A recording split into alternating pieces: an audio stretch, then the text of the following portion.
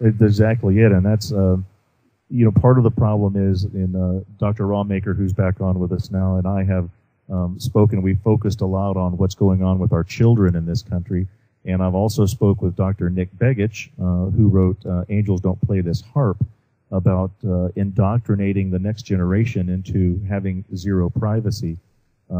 We really see this fight against this technology and the fight against a loss of privacy as our latch-ditch effort. Most of us that are fighting this are in our late 40s, 50s, and 60s.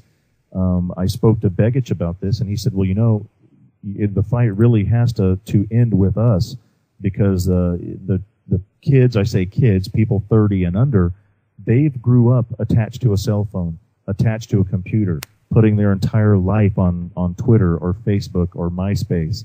They've never known true privacy. And when you talk to them about, there was a day when you didn't have a cell phone on you all the time. Your car couldn't be tracked, via its OnStar. You didn't want everyone to know who your friends were, what you did that day, when you went to the bathroom, when you went to the beach. People are putting all this information on Facebook, and the kids today really have no concept of what true privacy is. Yeah. That leaves it really in our hands to be the last bastion of defense against total loss of privacy, because after we're gone, the current generation, they won't know anything different. They won't even know what to combat. Well, I'm going to give a shameless plug here for a show that Don Rawmaker and I do. We have a radio show that's Monday through Friday, 10 a.m. to 11 a.m. Central Standard Time, called The Control Factor. And it's funny that you bring this topic up, because last Friday we did an entire hour based on the privacy invasion using Facebook and Mark Zuckerberg. And a lot of people don't realize is that when Zuckerberg got his initial financing to form Facebook, it came in two phases. The first round of financing came from some computer companies who were pretty well on the up and up and not very threatening. Now, the second phase of financing to create Facebook came from a company called In-Q-Tel. In-Q-Tel is a venture capital company that is owned and operated by our CIA. So, that should tell you something about what's happening to as you said, the information that's being stored on servers. Now, if you look at the privacy statement of Facebook, which most people don't read, you put on all your information, you're anxious to get on and load your pictures and start making friends on Facebook, that you don't truly read the privacy statement.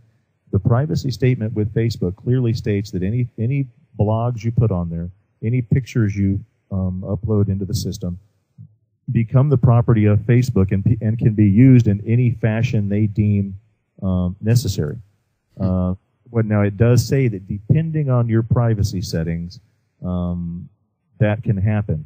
But most people don't pay a lot of attention to their privacy settings, except for only allowing people they choose as friends to come on. But any of the information you put on Facebook can be used in other avenues. At MIT, we even had a professor who did some statistical surveys showing that most people use, and most internet providers and a lot of websites will ask you for the last 4 digits of your Social Security number in the States. The Social Security number is the one identifying number that every American has. And it opens up everything: your finances, your personal history, your medical history. Everything's based on your Social Security number. Well, it has 3 numbers, 2 numbers, and then 4 numbers separated by dashes. Well, most websites will ask for your last 4 digits of your Social Security number as an identifier. This professor at MIT showed that by perusing the internet, by doing Google searches, by looking at your Facebook information, by looking at your purchasing information, that if you know the last 4 digits of the Social Security number of an individual, that with 70% accuracy, based on your birth date on Facebook, the area of the country that you live in, based on other information that you've shared about yourself or friends have shared about you, that they can, with 70% accuracy, come up with the rest of the numbers for your complete Social Security number. Well, then that opens up an entire database of government material, health material, financial material on that individual that criminals will be able to access as well. Now, I haven't heard of Axiom, There was a program that was being used on Facebook called Beacon that has since been discontinued, that was doing exactly what you're saying with Facebook members. It was compiling purchase information, personal information, names of your friends, and it was all being placed into a database for the use of profiling to supposedly just to aim marketing strategies toward the individual and things like that. But it was found to be unconstitutional. They were doing it without the members on Facebook's consent.